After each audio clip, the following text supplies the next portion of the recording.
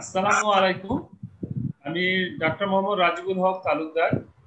সবাইকে শুভরাত্রি।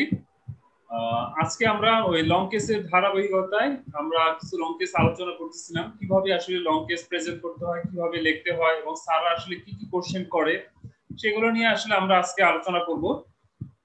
Long case আসলে আমরা তো বললাম যে আসলে লং কেসটা কিন্তু ওই আমাদের টাইমটা আসলে একটু লং ডিউরেশনে থাকে, এবং আমরা যদি একটু সুন্দর মতো করে এটা আসলে লিখতে পারি বা প্রেজেন্ট করতে পারি তাহলে কিন্তু আসলে সারা মানে দেখা যায় যে খুব সুন্দরভাবে আসলে আমরা এটা মানে যদি একটু ঠিক মতো যদি আমরা প্রেজেন্ট করতে পারি এবং লিখতে পারি তাহলে কিন্তু সারা দেখা যাচ্ছে যে আসলে এটা যেহেতু একটা টাইমের মধ্যে আসলে এটা করতে হয় না, যেমন শর্ট কেস একটা টাইমের মধ্যে করতে হয়, দেখা যায় যে একটা হারি থাকে, কিন্তু আসলে লং কেসটা কিন্তু একটু আমাদের দেখা যাচ্ছে যে আধা ঘন্টা থেকে 40 মিনিট কিন্তু আমরা টাইম পাই। তাহলে আমরা যখন লং কেসটা আসলে কিভাবে আমরা স্যারদের কাছে প্রেজেন্ট করব সেটা নিয়ে আসলে আমরা ক্লাস নিচ্ছি, এবং আমরা চেষ্টা করব যে আসলে ইন ডিটেইলস আসলে লং কেসটা কিভাবে আসলে লিখতে হয়। তাহলে আসলে আমরা একটা ইম্পর্টেন্ট একটা টপিক যেটা কার্সিনোমা রেকটাম সেটা নিয়ে আসলে আজকে আমরা আলোচনা করব। আসলে আমরা শুরু করি, দেখা যাক একটা লং কেসে আসলে আমাদের যে কোনো লং কেসে একটা নরমালি যেভাবে আসলে আমাদের শুরু হয়, যেটা হলো যে একটা পার্টিকুলারস অফ দ্য পেশেন্ট থাকে। তাহলে আমরা পার্টিকুলারস অফ দ্য পেশেন্ট আমরা যেমন একটা নরমালি যেভাবে থাকে একটা name, age, sex, marital status, religion, occupation, address এবং ডেট অফ অ্যাডমিশন এবং ডেট অফ এক্সামিনেশন। তাহলে এভাবে করে আসলে একটা লং কেস আসলে আমাদের শুরু করতে হয়। তাহলে আমাদের প্রতিটা কথা কিন্তু ইম্পর্টেন্ট আছে, একটা নেমের গুরুত্ব আছে, একটা এজের গুরুত্ব আছে, একটা মেল বা ফিমেল সেক্সের গুরুত্ব আছে, ম্যারিটাল স্ট্যাটাসেরও একটা গুরুত্ব আছে, অকুপেশনের একটা গুরুত্ব আছে। তাহলে নেম দিয়ে একটা পেশেন্টের অবশ্যই একটা আইডেন্টিফিকেশন, তার জেন্ডার, তার রিলিজিয়াস সেটা আমরা কিন্তু আইডেন্টিফাই করতে পারি। তো এজের উপরে কিন্তু একটা নির্ভর করে যে একটা ডিজিজ আসলে আমরা কি চিন্তা করব, একটা ইয়ং এজে আসলে যে জিনিসটা চিন্তা করব, একটা এল্ডার এজে কিন্তু সেই ডিজিজটা আমরা কিন্তু চিন্তা করব না, এটা কিন্তু মনে রাখতে হবে। ঠিক আছে, একটা মেলে আমরা যেমন একটা পেশেন্টের যে ডিজিজটা আসলে কমন আমরা চিন্তা করব, ফিমেলে কিন্তু সেই ডিজিজটা আমরা কিন্তু কমনলি চিন্তা করব না। তাহলে এভাবে করে কিন্তু প্রতিটা পার্টিকুলার অফ দ্য পেশেন্টের প্রতিটা কথার কিন্তু একটা ইম্পর্টেন্স আছে। এবং অ্যাজ এ হোল আমি আবার বলতেছি, একটা হিস্ট্রি রাইটিংস এর ইম্পর্টেন্স যদি জিজ্ঞেস করা হয়, একটা ডায়াগনোসিস এন্ড ট্রিটমেন্ট একটা vital component of writing history. তাহলে একটা হিস্ট্রি রাইটিং এর একটা পেশেন্টের ডায়াগনোসিস এবং ট্রিটমেন্টের বলা যায় যে 60% হলো আমরা বাই দা রাইটিং হিস্ট্রি বা টেকিং হিস্ট্রির মাধ্যমে কিন্তু আমরা একটা পেশেন্টের ডায়াগনোসিস করতে পারি একটা ডিজিজকে। তারপর একটা ডকুমেন্টেশন এবং অডিট পারপাসে আমরা হিস্ট্রি রাইট করতে হবে। এরপরে কি, এরপরে হলো আমাদের ডকুমেন্টেশন।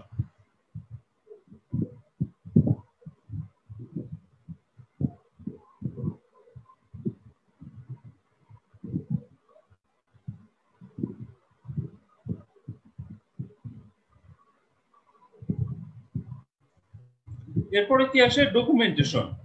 তাহলে আমরা যখন ডকুমেন্টেশন বলবো যে একটা পেশেন্টের আমাদের কিছু কিছু ক্ষেত্রে আমাদের দেখা যাচ্ছে যে আমাদের ডকুমেন্ট করতে হয় যে পেশেন্টের হিস্ট্রিটা আমাদের পরবর্তীকালে আমাদের এটা অডিট পারপাসে আমাদের এটা কাজে লাগে।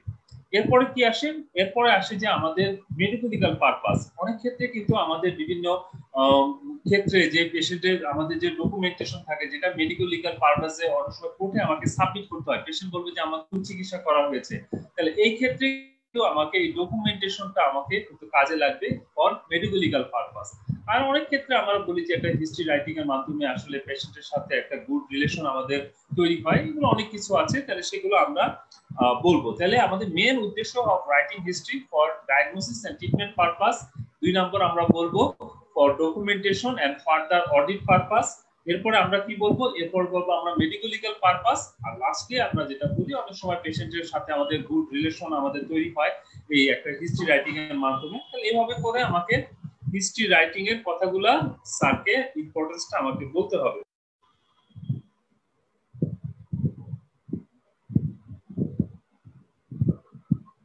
তারপরে আসি যে আসলে আমরা হিস্ট্রি রাইটিং এ যেটা আমাদের নেক্সট যে কম্পোনেন্ট পার্টিকুলারস অফ দ্য পেশেন্টে পড়ে, প্রেজেন্টিং কমপ্লেন্টস বা চিফ কমপ্লেন্টস।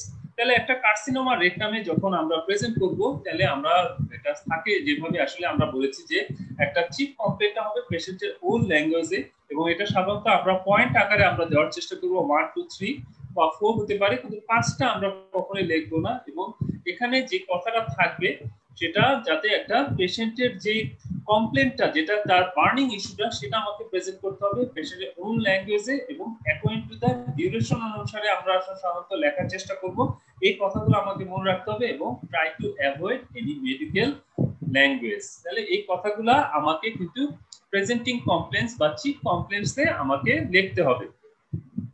তাহলে আমরা একটা কার্সিনোমা রেকটামে আমরা দেখতে পাচ্ছি feeling of incomplete defecation for 3 months, pain or discomfort during defecation for same duration and parrectal bleeding for 3 months।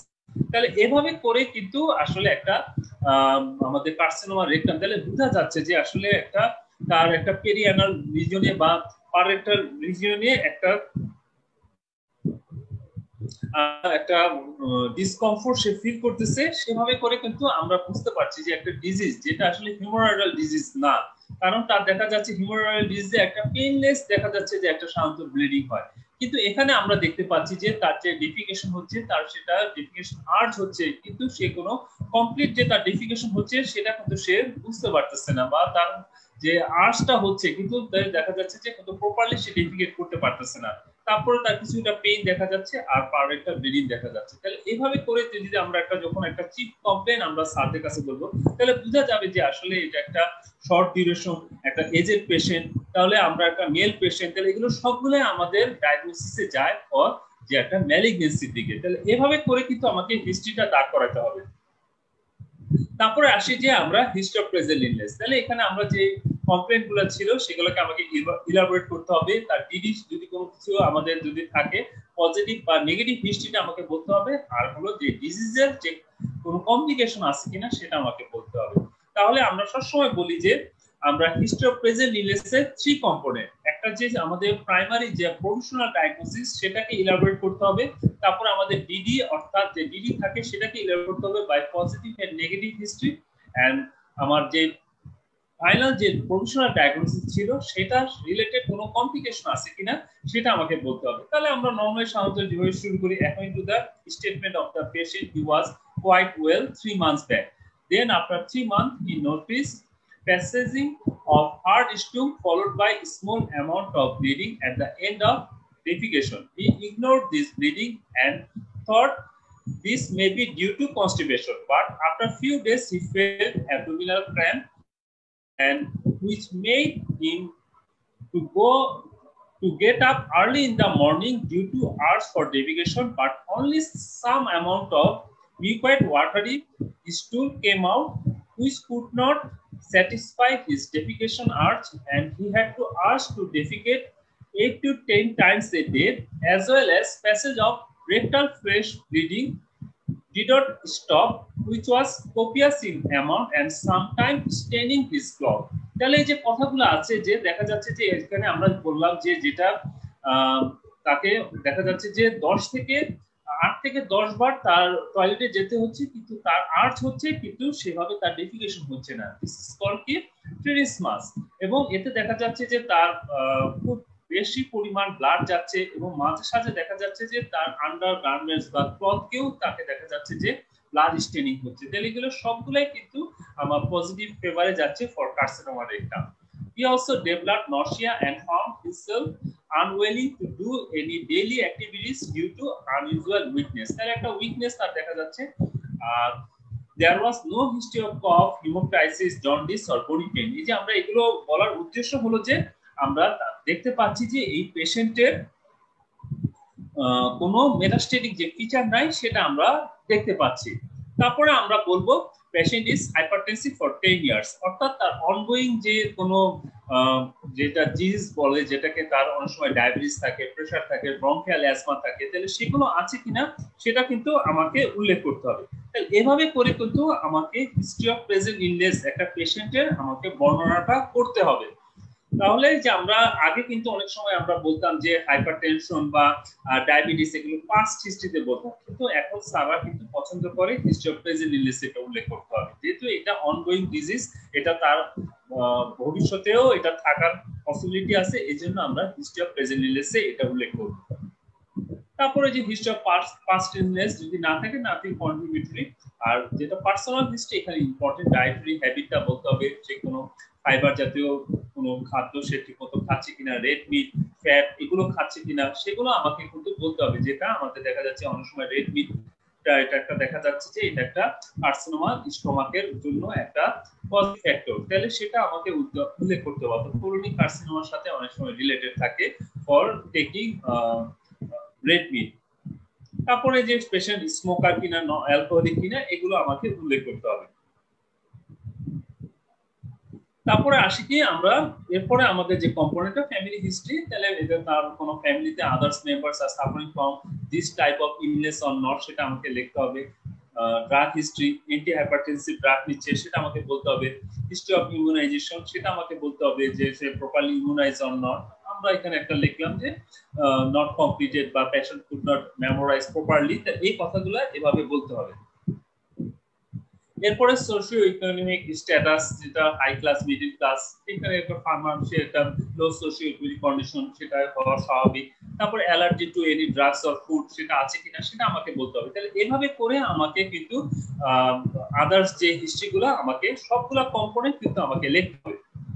তারপরে আমাদের যে জেনারেল এক্সামিনেশন, ঠিক আছে, appearance, body build, nutrition, decubitus, cooperation, dehydration বা হাইড্রেশন স্ট্যাটাস। সারা কিন্তু এখন অনেক সময় কিন্তু ডিহাইড্রেশনের চেয়ে হাইড্রেশন স্ট্যাটাস সেটা সারা জানতে চায়।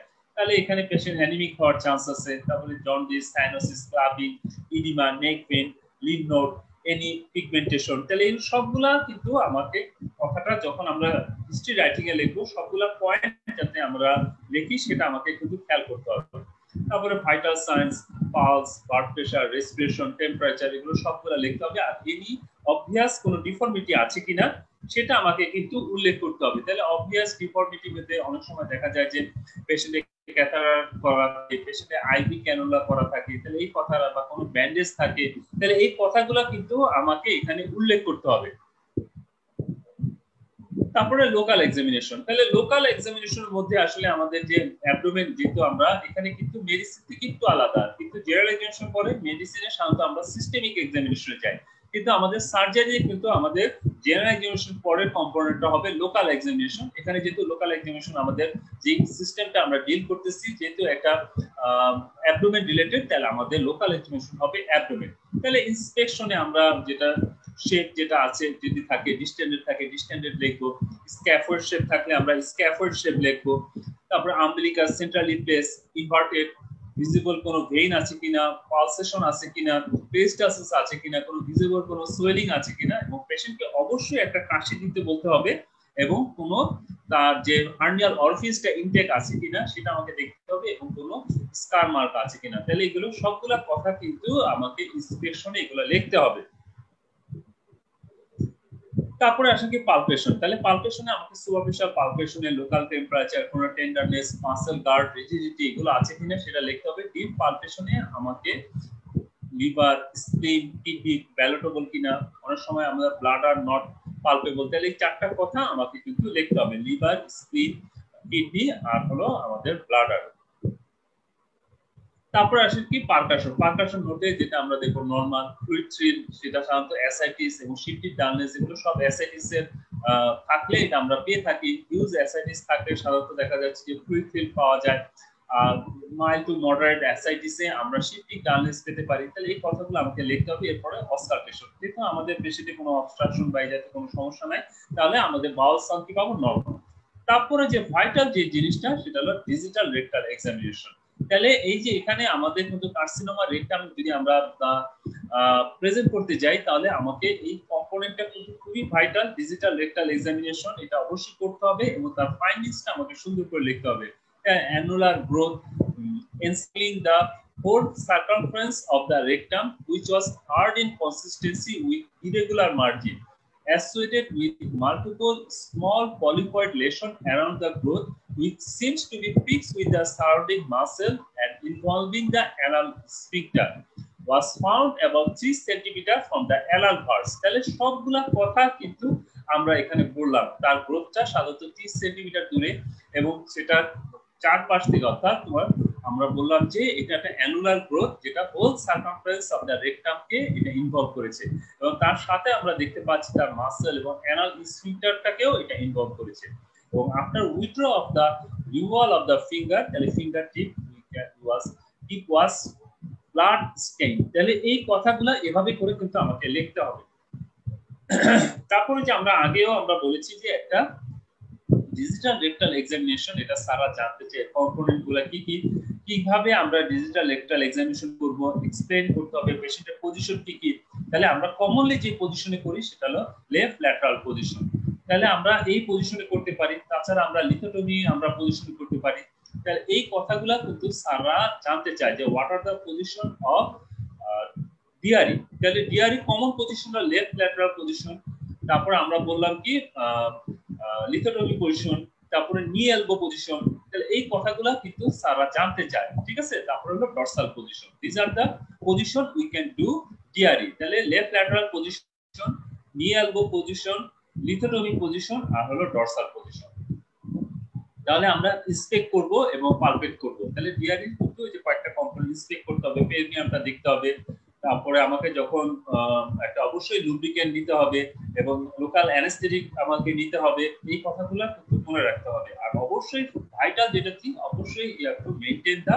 প্রাইভেসি তাহলে অবশ্যই স্ক্রিনিং ডিআরই আমরা যেহেতু লং কেসে আমরা থাকবো অবশ্যই আমাদের আশেপাশে যেই থাকে আমাকে অবশ্যই স্ক্রিনিং দিয়ে তারপরে আমাকে ডিআরই করতে হবে তাহলে ইনসার্ট দা ফিঙ্গার করতে হবে এবং আমাদের রেকটাল মিউকোসাটা আমাকে পালপেট করতে হবে সার্কামফারেন্সিয়ালি আমাকে পালপেট করতে হবে আমাকে অ্যান্টেরিয়রলি যে পুশ থাকলে অবশ্যই আমাকে প্রোস্টেট গ্ল্যান্ডটা পালপেট করতে হবে কোন গ্রোথ পেলে গ্রোথের কনসিস্টেন্সিটা কেমন আপার লিমিটটা পাওয়া যাচ্ছে কিনা সেটা আমাকে দেখতে হবে রেকটাল মিউকোসার সাথে এর রিলেশনটা আমাকে দেখতে হবে এভাবে করে আমাকে দেখতে হবে সাইড বাই সাইড কিন্তু আমরা যে অ্যানাটোমটা কেমন সেটাও কিন্তু আমাকে দেখতে হবে যে এখানে অ্যানাটোমটা কি তার স্বাভাবিক আছে না বেশি এক্সটেন্সিভ আছে যদি কার্সিনোমা রেকটাম হয় তাহলে যদি অ্যানাটোম নাও থাকতে পারে এবং after withdraw the finger we have to check whether there is blood stain or not তাহলে এই 10টা পয়েন্ট কিন্তু ডিজিটাল রেকটাল এক্সামিনেশনে আমাকে কিন্তু দেখতে হবে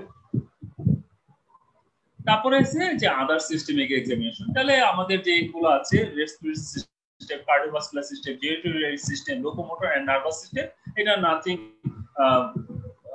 যেগুলো আমরা পাচ্ছি যদি থাকে আমরা লিখবো বা নাথিং অ্যাবনর্মালিটি ইজ ডিটেক্টেড তাহলে এভাবে করে আমাকে বাকি জিনিসগুলো আমাদের সাজিয়ে শেষ করতে হবে বা এখানে আসলে আমাদের খুব ডিটেইলস আমাদের যদি কোনো থাকে যে তার দেখা যাচ্ছে ব্রঙ্কিয়াল অ্যাজমা আছে তাহলে সেখানে কোনো অ্যাডেড সাউন্ড আছে কিনা সেটা আমাদের লিখতে হবে তাছাড়া এক্সট্রা করে আদার্স কিছু কিন্তু আর লেখা আমাদের দরকার নেই এখানে আমরা ইন্সপেকশন পালপেশন পারকাশন অসকালটেশন এভাবে করে ডিটেইলস কিন্তু লেখার দরকার নেই তারপরে স্যালিয়েন্ট ফিচার যেটা আমাকে আসলে স্যারের কাছে আমাকে প্রেজেন্ট করতে হবে কিন্তু স্যারা যখন বলবে যে প্রেজেন্ট ইওর কেস তখন কিন্তু আমাকে স্যালিয়েন্ট ফিচারটাই কিন্তু আমাকে বলতে হবে তাহলে mister Ayub Ali 65 years of age farmer hypertensive man hailing from যেটা আমরা পাইলাম admitted here with complaints of tinnitus for last 3 months.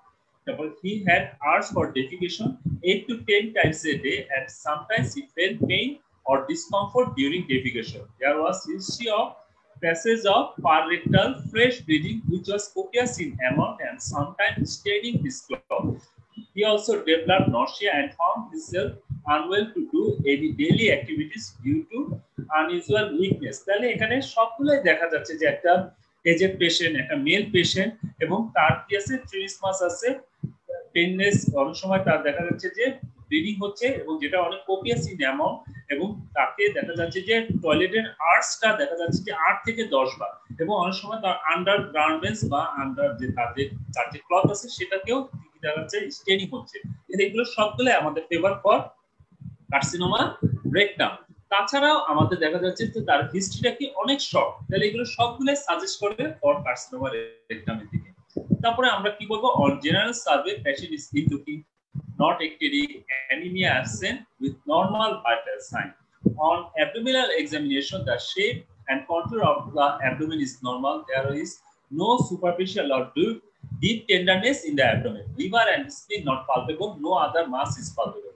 digital rectal examination findings where an annular growth encircling the whole circumference of the rectum, which was hard in consistency with irregular margin, 3 cm from the anal verge and fixed with a sounding muscle and involving the anal sphincter. During finger removal, fingertip was blood stained. তাহলে দেখেন আমরা কিন্তু এই যে পুরো যে কথাটা আমরা লিখলাম সেলিন ফিচারে কিন্তু তার জিস কথাটা, তাহলে এখানে কিন্তু ইন ডিটেইলস কিন্তু আমরা বলতেছি না, কিন্তু একদম যে কথাটা দিয়ে আমার ডিজিজের ডায়াগনোসিসটা কনফার্ম হয়, তাহলে সেভাবে করে কিন্তু আমরা এই জিনিসটা কিন্তু প্রেজেন্ট করার চেষ্টা করলাম। তাহলে এভাবে করে কিন্তু আমাকে সাইলেন্ট ফিচারটা স্যারদের কাছে বলতে হবে। তারপরে আমাকে কি আসলো প্রভিশনাল ডায়াগনোসিস, তাহলে আমাকে লিখতে হবে যেটা আমার মনে হচ্ছে সেটা আমরা লিখব কার্সিনোমা রেকটাম উইথ হাইপারটেনশন। তাহলে অ্যাসোসিয়েটেড যে কোমরবিডিটি আছে সেটা কিন্তু আমাকে এই প্রভিশনাল ডায়াগনোসিসে লিখতে হবে। তাহলে ডিফারেনশিয়াল ডায়াগনোসিস হিসেবে একটা পাররেক্টাল ব্লিডিং হচ্ছে, রেকটাল টিউবারকুলোসিস হতে পারে, রেকটাল আলসারেটিভ কোলাইটিস হতে পারে, বা হিমোরয়েডাল ডিজিজ, বিনাইন কেস হিমোরয়েডাল ডিজিজ সেটা হতে পারে। তাহলে আমাদের ডিডি গুলো আমাকে মাথায় রাখতে হবে, এবং স্যাররা তখন জিজ্ঞেস করবে যে এটা কেন তুমি চিন্তা করতেছো যে এটা রেকটাল টিউবারকুলোসিস না, তাহলে এখানে তার একটা জ্বরের একটা হিস্ট্রি থাকতো, কিন্তু তার এক্সপোজার অর্থাৎ তার ফ্যামিলিতে আরো কারো কোনো টিউবারকুলোসিস বা টিবি আছে বা এমন তার এক্সপোজারের একটা হিস্ট্রি থাকতো, তাহলে এভাবে করে কিন্তু আমাকে ডিডিটা এক্সক্লুড করতে হবে।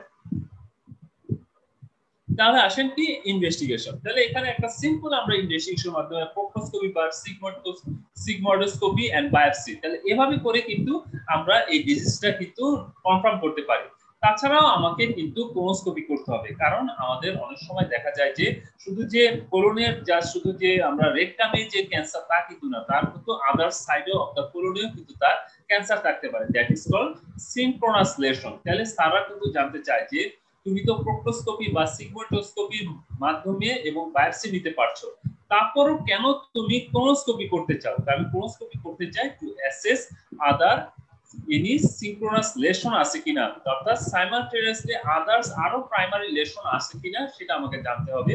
আমরা ফার্দার আবার বলবো what is synchronous lesion, what is metachronous lesion, সেটা আমরা জানবো। তারপরে সিএ লেভেল একটা প্রগনোস্টিক ভ্যালু আছে, সিএ লেভেলটা কত সেটা আমাকে জানতে হবে। এরপরে আমাকে যে লোকাল রিজিওনাল এক্সটেন্ট আছে কিনা সেটা আমাকে জানতে হবে। তাহলে আমরা পাররেক্টাল আল্ট্রাসাউন্ড বা পেলভিক এমআরআই কিন্তু আমরা করতে পারি যে আসলে লোকালি এই টিউমারটা কতটুকু এক্সটেন্ড করেছে। তাহলে সামনের দিকে দেখা যাচ্ছে যে মেলের ক্ষেত্রে প্রোস্টেটে কিন্তু এটা ইনভলভ করতে পারে, তাহলে সেটার ইনভলভমেন্ট কতটুকু আছে, কোনো আমাদের রিজিওনাল কোনো লিম্ফ নোড কোনো ইনভলভমেন্ট আছে কিনা সেটা আমরা কিন্তু পেলভিক এমআরআই বা পাররেক্টাল লুমিনাল আমরা করতে পারি, আল্ট্রাসাউন্ড করতে পারি। তারপরে আমাকে অবশ্যই যেহেতু একটা আমরা যদি বায়োপসিতে যেটা ম্যালিগনেন্সি আসে, তাহলে অবশ্যই আমাকে স্টেজিং ইনভেস্টিগেশন করতে হবে, আমাদের একটা চেস্ট এক্স-রে করতে হবে, লিভার ফাংশন টেস্ট দেখতে হবে, ultrasound of the whole abdomen, এবং আমাদের আরো ভালো করা যাবে যদি আমরা হোল অ্যাবডোমেনে যদি কি করি সিটি স্ক্যান করি। তাহলে এভাবে করে কিন্তু আমরা তার কোনো একটা যখন ম্যালিগনেন্সি আমরা ডায়াগনোসিস কনফার্ম হবে তাকে আমরা স্টেজিং করব। তাহলে এই কথাটা কিন্তু আমাকে মনে রাখতে হবে যে ইনিশিয়ালি আমরা কি করব, আমরা কনফার্ম ডায়াগনোসিস করব, তারপরে কিন্তু যখনই আমাদের একটা ম্যালিগনেন্সি আসবে তার কিন্তু আমাকে স্টেজিং করতে হবে। সেটা ইনভেস্টিগেশনের মাধ্যমে কিভাবে স্টেজিং করব সেটা আমরা বললাম। তারপরে একটু আগে আমরা বলতেছিলাম যে what is synchronous lesion, what is metachronous cancer, what is recurrent cancer. তাহলে আমরা কি জানি, it is defined as two or more neoplasms identified simultaneously in the same patient। অর্থাৎ যে আমাদের একটা প্রাইমারি টিউমার যদি আমাদের টু অর মোর সাইডে যদি থাকে সেটাকে আমরা বলেছি কি সিনক্রোনাস লেশন। আর মেটাক্রোনাস ক্যান্সার সেটা কি জিনিস, after complete excision of primary tumour appearance of new tumour other than primary site, that is called কি মেটাক্রোনাস লেশন। তাহলে synchronous lesion is defined as two or more neoplasms identified simultaneously in the same patient। A metaclonus lesion ki after complete excision of primary tumor appearance of new tumor other than primary site। অর্থাৎ যে জায়গায় আমাদের tumour সাইটটা ছিল যেটা আমরা complete excision করার পর যদি প্রাইমারি সাইটে না দেখা যে আদার সাইডে অফ দা যদি রেকটামের একটা ক্যান্সার ছিল সেটা আমরা অ্যান্টিও রিসেকশন করলাম, এখন যে অ্যাসেন্ডিং কোলনে তার একটা টিউমার ডেভেলপ করেছে তখন সেটাকে আমরা বলবো মেটাক্রোনাস লেশন। আর যেই আমরা অ্যান্টেরিয়র রিসেকশন অর্থাৎ একটা রেকটাল ক্যান্সারে অ্যান্টেরিয়র রিসেকশন করার পর যদি আবার দেখা যায় যে আমাদের যে অ্যানাস্টোমোসিস এরিয়াতে যদি আবার টিউমার হয় সেটাকে বলবো রিকারেন্ট টিউমার। তাহলে after complete excision of primary tumour appearance of new tumour in the primary site that is called কি রিকারেন্ট টিউমার। তাহলে এভাবে করে কিন্তু স্যাররা জানতে চাবে যে এই কথাগুলো কিন্তু স্যাররা কোশ্চেন জিজ্ঞেস করে হোয়াট ইজ সিনক্রোনাস লেশন। কেন আমরা বললাম যে কারণ আমরা জানি যে একটা রেকটাল ক্যান্সার যেটা প্রোক্টোস্কোপি বা সিগমোডোস্কোপির মাধ্যমে এবং তার মাধ্যমে আমরা বায়োপসি নিয়ে আমরা কনফার্ম করতে পারি। তারপরেও কিন্তু আমাকে কিন্তু কোনোস্কোপি করতে হবে, কারণ to assess any synchronous lesion present or not, to assess any presence of synchronous carcinoma presence or not সেটা আমাকে দেখার জন্য অবশ্যই কোনোস্কোপি করতে হবে। এখন তারপরে আমরা একটা অ্যাসেসমেন্ট, একটা জেনারেল অ্যাসেসমেন্ট আমাদের করতে হবে। আমাকে কমপ্লিট ব্লাড কাউন্ট দেখতে হবে, ব্লাড সুগার, ইউরিয়া, ক্রিয়েটিনিন সেগুলো আমাকে দেখতে হবে। Routine examination of the urine, chest X-ray, ECG, একটা এজেড পেশেন্ট থাকলে অবশ্যই ইকোকার্ডিওগ্রাম, একটা জেনারেল অ্যাসেসমেন্ট আমাকে করতে হবে। তারপর কি করতে হবে, তখন আমাদের প্ল্যানিং অফ ম্যানেজমেন্টের মধ্যে অবশ্যই কাউন্সেলিং দা পেশেন্ট, এবং আমাকে অবশ্যই পেশেন্টকে যখন আমরা অবশ্যই পেশেন্টের একটা সার্জারির জন্য যখন আমরা প্রিপেয়ার করব, তাহলে আমাকে অবশ্যই কাউন্সেলিং করতে হবে পেশেন্ট যে আসলে আমরা কি চিকিৎসা দিব। যেহেতু দেখা যাচ্ছে যে এটা ক্যান্সারটা কোথায়, আমরা লোয়ার রেকটামে। আমরা জানি যে রেকটামে সাধারণত আমরা তিনটা পার্ট, আপার 1/3, মিডল 1/3 এবং লোয়ার 1/3। সাধারণত দেখা যাচ্ছে যে একদম অ্যানাল ভার্স থেকে মাত্র 30 সেন্টিমিটার দূরে, তাহলে এটা বোঝা যাচ্ছে যে এটা লোয়ার রেকটামে। এবং যে ক্যান্সারটা দেখা যাচ্ছে যে অ্যানাল স্ফিংক্টারকেও ইনভলভ করে ফেলছে, তাহলে এখানে আমরা কিন্তু অ্যানাল প্রিজারভেটিভ কোনো সার্জারি আমরা করতে পারবো না। তাহলে আমরা পুরো অ্যানাসটা আমাকে এক্সেস করে ফেলে দিতে হবে অ্যালং উইথ দ্য টিউমার। এটাকে আমরা বলা হয় এপিআর, অ্যাবডোমিনোপেরিনিয়াল ডিসেকশন। তাহলে এই ক্ষেত্রে যখন পেশেন্টকে আমরা কাউন্সেলিং করব, তখন কিন্তু পেশেন্ট এবং পেশেন্টের যে ওয়াইফ তাকে কিন্তু উইথ বোথ আমাকে কিন্তু কাউন্সেলিং করতে হবে এবং ট্রিটমেন্ট অপশনটা পেশেন্টকে বুঝাতে হবে, এবং তাকে কিন্তু আজীবন তার একটা কোলোস্টোমি নিয়ে তাকে থাকতে হবে। সেই কথাগুলো কিন্তু এই অপারেশনে তাকে আমাকে কিন্তু বলতে হবে। তাহলে ফাইনাল ডায়াগনোসিস অবশ্যই আমাকে লিখতে হবে যে আমরা এখানে লিখবো কার্সিনোমা রেকটাম। তাহলে আমাদের যখন লং কেস আমরা লিখবো, তাহলে অবশ্যই এই পয়েন্টটা কিন্তু অনেক সময় আমরা ভুলে যাই যে ফাইনাল ডায়াগনোসিস, যদিও আমরা পরীক্ষার খাতায় কিন্তু আমরা ইনভেস্টিগেশনে আমরা লিখতে পারবো না, তারপরেও আমাদের যে সবচেয়ে আমাদের যে হিস্ট্রি সাজেস্ট করবে সেটা আমরা লিখবো ফাইনাল ডায়াগনোসিস। তাহলে ট্রিটমেন্ট, তাহলে প্ল্যান অফ ট্রিটমেন্ট তো আমরা বলেই দিলাম কি অ্যাবডোমিনোপেরিনিয়াল এক্সিশন।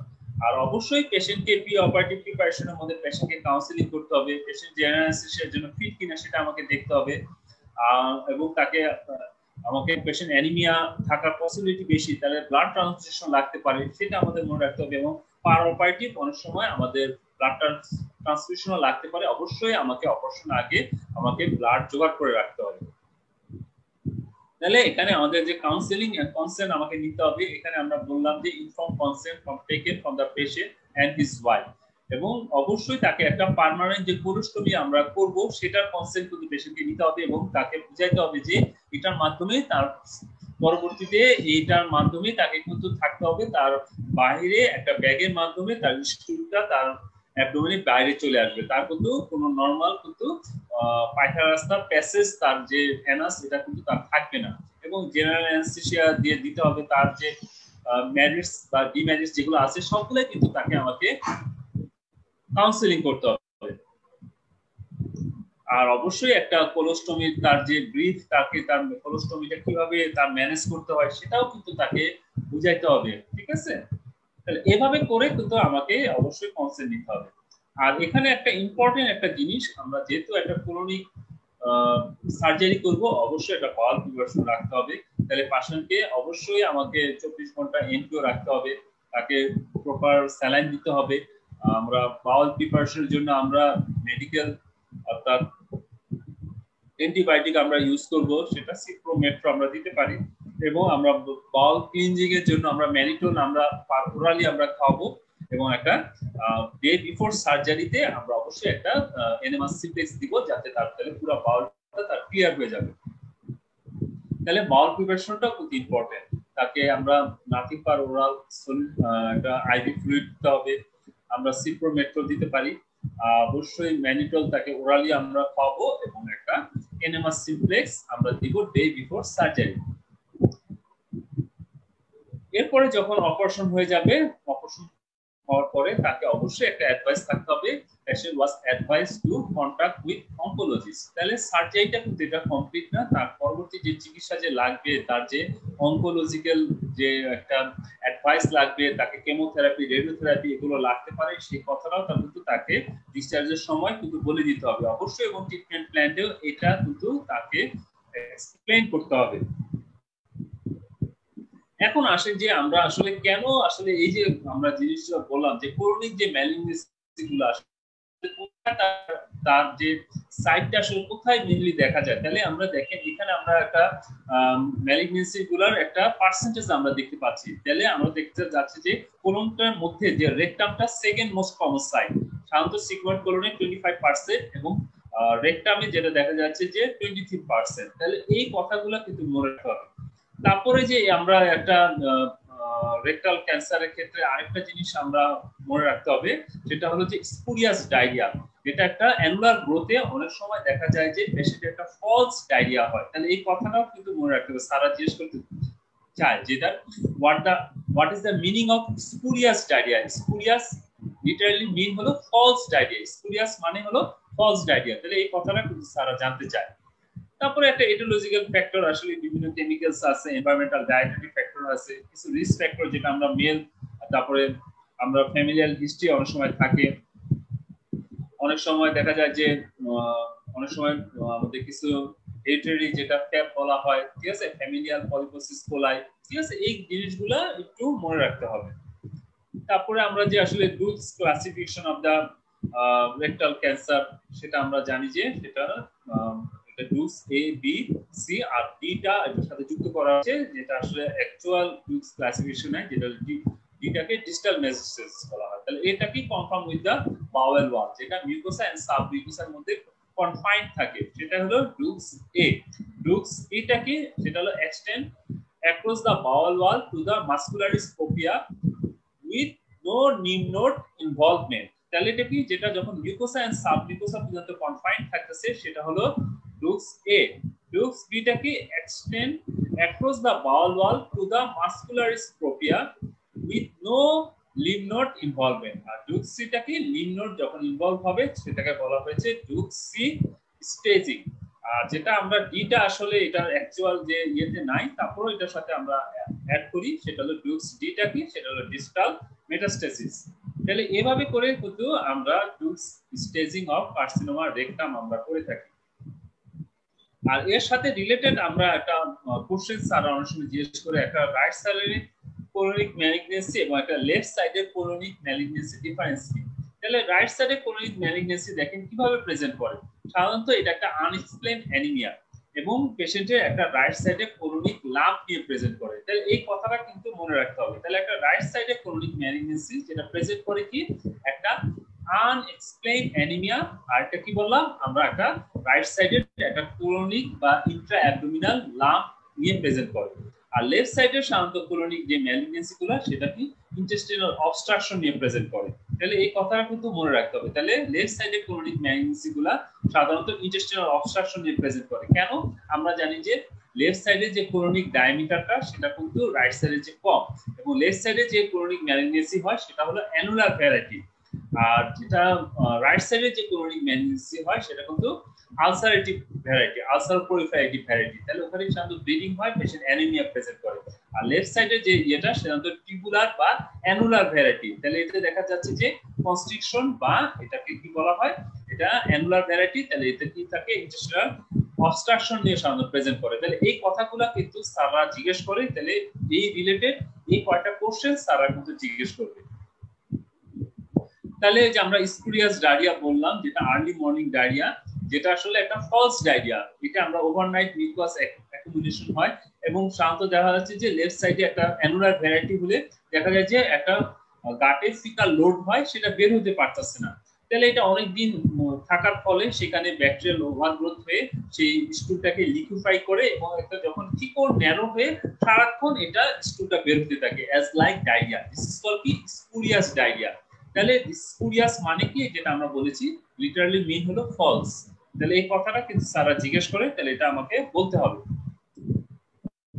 তারপরে আসলে এটা স্প্রেড কিভাবে করে একটা কার্সিনোমা, সেটা আমরা জানি যে লোকাল স্প্রেড হতে পারে, অ্যান্টেরিয়রলি যেতে পারে, ল্যাটারালি যেতে পারে, পোস্টারলি যেতে পারে, ঠিক আছে, সেটা আমরা যে জানা থাকলে ভালো। তারপরে আমরা লিম্ফ্যাটিক স্প্রেড হতে পারে, ভেনাস স্প্রেড হতে পারে, যে বিভিন্ন জায়গায় যেটা যেতে পারে সেটা আমরা এখানে আমরা দেখিয়েছি। মোটামুটি আজকে ক্লাস আমাদের এখানেই শেষ। তাহলে যে আমরা এজ এ হোল যে একটা কার্সিনোমা রেকটাম একটা প্রেজেন্টেশন কিভাবে করতে হয় সেটা আমরা আলোচনা করলাম। আর সবচেয়ে ইম্পর্টেন্ট হলো ডিআরই। তাহলে অবশ্যই আমাকে ডিআরই করাটা শিখতে হবে। ডিআরই পজিশনটা সারা জিজ্ঞেস করে কিভাবে আসলে ডিআরইটার পজিশন পেশে লেফট ল্যাটারাল পজিশন, তারপর আমরা বললাম যেটাকে আরেকটা বলে সিমস পজিশন, তারপরে আমরা বললাম কি নি এলবো পজিশন, তারপরে আমরা বললাম লিথোটমি পজিশন, আরেকটা হলো ডরসাল পজিশন। তাহলে দেয়ার আর 4 পজিশন আমরা যে পজিশনে আমরা ডিজিটাল রেকটাল এক্সামিনেশন করতে পারি। এবং ডিজিটাল রেকটাল এক্সামিনেশনে কয়টা কম্পোনেন্ট সেটা আমরা বলেছি, এটা অবশ্যই একটা ইন্সপেকশন এবং পালপেশন, দুইটা কম্পোনেন্ট। তাহলে ইন্সপেকশন এবং পালপেশন, এবং এটা করার আগে অবশ্যই পেশেন্টের প্রাইভেসিটা মেইনটেইন করতে হবে, কনসেন্ট নিতে হবে, এক্সপ্লেইন করতে হবে, তারপরে কিন্তু আমরা ডিআরই করতে পারবো। তাহলে মোটামুটি আজকে আমরা মোটামুটি আলোচনা করলাম একটা লং কেস কিভাবে প্রেজেন্ট করতে হয়। আর প্রেজেন্টেশনের সময় অবশ্যই আমরা যখন বলবো স্যাররা প্রেজেন্ট ইওর কেস, আমরা বলবো কি সেটা হলো স্যালিয়েন্ট ফিচারটা, কিন্তু আমাদের হোল হিস্ট্রিটা কিন্তু আমাদের বলা দরকার নাই। যে কথাটা স্যালিয়েন্ট ফিচারের মাধ্যমে আমাদের ডিজিজটা রিফ্লেক্ট করে সেভাবে করে স্যারকে প্রেজেন্ট করতে হবে। মোটামুটি আমরা কার্সিনোমা রেকটাম নিয়ে আলোচনা করলাম। এই রিলেটেড আমরা একটু বললাম যে যদি আমরা মোটামুটি আমাদের এমবিবিএস লেভেলে আমরা রেকটাল কার্সিনোমাটা আপার 1/3, মিডল 1/3, লোয়ার 1/3, লোয়ার 1/3 থাকলে সাধারণত আমাদের এমবিবিএস লেভেলে আমরা বলবো যে যদি এটা কোনো ডিস্টালি কোনো মেটাস্টেসিস না থাকে, স্টেজিং যদি আমরা করার পর আমাদের অপারেটিভ ট্রিটমেন্ট হবে পেরিনিয়াল রিসেকশন, এটাকে বলে এপিআর। আর যদি আপার 1/3 বা মিডল 1/3 হয়ে থাকে তাহলে আমরা সেই অপারেশনের নাম বলবো কি অ্যান্টেরিয়র রিসেকশন। তাহলে এই কথাগুলো সারা যদি জিজ্ঞেস করে অ্যানসারটা এইভাবে দিতে হবে। তাহলে আপার 1/3 বা মিডল 1/3 যদি হয়ে থাকে, রেকটামে ক্যান্সার যদি হয়ে থাকে, সেটার ট্রিটমেন্টটা হবে কি অ্যান্টেরিয়র রিসেকশন। আর যদি লোয়ার 1/3 হয়ে থাকে তাহলে আমরা সেটাকে আমরা বলবো অ্যাবডোমিনোপেরিনিয়াল রিসেকশন। আসলে আরো কিছু ট্রিটমেন্ট আছে, অনেক সময় দেখা যায় যে কিছু লোকাল রিজিওনাল ইনভলভমেন্ট হয়ে গেছে, দেখা যাচ্ছে যে পুরুষদের ক্ষেত্রে প্রোস্টেটের সাথে এর ইনভলভমেন্ট আছে, তাহলে তখন কিন্তু আমরা প্রি অপারেটিভলি কিন্তু নিও অ্যাডজুভেন্ট থেরাপি আমরা দিতে পারি, নিও অ্যাডজুভেন্ট রেডিওথেরাপি আমরা দিতে পারি, নিও অ্যাডজুভেন্ট কেমোথেরাপি দিতে পারি। আসলে অপশন অফ ট্রিটমেন্ট কিন্তু অনেক ভাবে আছে, ঠিক আছে। তাহলে আমরা যে প্রথমে যে সার্জারি হবে তা কিন্তু না, এবং অনেক সময় দেখা যায় যে পুরা টিউমারটা পুরাটাই দেখা যাচ্ছে যে অবস্ট্রাকশন নিয়ে আমাকে প্রেজেন্ট করছে, তাহলে সেই ক্ষেত্রে কিন্তু আমাদের প্যালিয়েটিভ একটা বাইপাস করতে হবে, তাহলে সেটাও আমাকে মনে রাখতে হবে। বা অনেক সময় দেখা যাচ্ছে যে অবস্ট্রাকশন নিয়ে প্রেজেন্ট করলো, শুধু টিউমারটা এক্সেস করলাম কিন্তু আমরা প্রাইমারি অ্যানাস্টোমোসিস করতে পারলাম না, তখন সেটাকে বলা হয় হার্টম্যান প্রসিডিউর। তাহলে এভাবে করে কিন্তু স্যাররা জানতে চাবে যে সবসময় ক্ষেত্রে যে আমরা অপারেশন করে ফেলতে পারবো তা কিন্তু না। যদি একটা ইমার্জেন্সি সিচুয়েশনে ইন্টেস্টিনাল অবস্ট্রাকশন নিয়ে প্রেজেন্ট করে তাহলে সিম্পল আমরা একটা বাইপাস করে দিব, তারপরে স্টেজিং করব, স্টেজিং করে তারপরে আমরা ডেফিনিটিভ ট্রিটমেন্ট করব। তাহলে অপশনগুলো এভাবে আসবে এবং সেভাবে বলার চেষ্টা করবে। মোটামুটি আমাদের ক্লাস আমাদের এখানেই শেষ। কারো যদি কোনো কোশ্চেন থাকে আমার সাথে কমিউনিকেট করতে পারো, যে আমি যেহেতু ফেসবুক লাইভে আছি, তোমরা আমার সাথে কোনো কোশ্চেন যদি থাকে এই রিলেটেড যে লং কেস বা কার্সিনোমা রেকটাম নিয়ে যদি কোনো কোশ্চেন থাকে বা কোনো এনকোয়ারি থাকে, you can write your question now. আর যদি কোশ্চেন না থাকে আশা করি আমরা এখানে শেষ করব। তাহলে আমরা যেহেতু আমরা মোটামুটি আলোচনা করার চেষ্টা করেছি, এখানে আমাদের ক্লাস শেষ হবে। সবাইকে ধন্যবাদ এত কষ্ট করে আমার সাথে ক্লাসটা শোনার জন্য। আর সামনে কিন্তু আমাদের একটা সাপ্লি পরীক্ষা এমবিবিএস এর শুরু হবে, সেটা প্রিপারেশন নেওয়া শুরু করে দাও। আর ইনশাআল্লাহ আমরা পরবর্তীতে আরো কিছু ক্লাস নিয়ে আমরা লং টেস্ট নিয়ে আলোচনা করব। সবাইকে ধন্যবাদ এবং শুভরাত্রি, সবাই ভালো থাকবেন, খোদা হাফেজ।